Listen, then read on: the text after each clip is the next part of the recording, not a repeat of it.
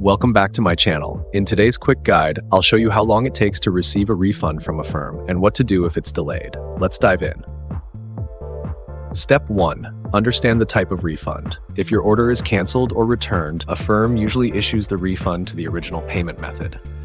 For pay in 4 or monthly plans, your loan balance is adjusted.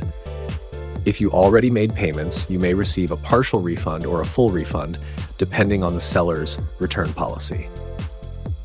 Step 2. Wait for the merchant to process the refund. Before Affirm can refund you, the merchant must approve the return. This can take up to 10 business days depending on their return policy. Keep an eye on your email for updates from the store. Step 3. Affirm processes the refund. Once the merchant processes it, Affirm will update your account. For card payments, the refund usually appears in your bank within 3 to 10 business days. If you paid via bank transfer, it may take a few extra days to appear.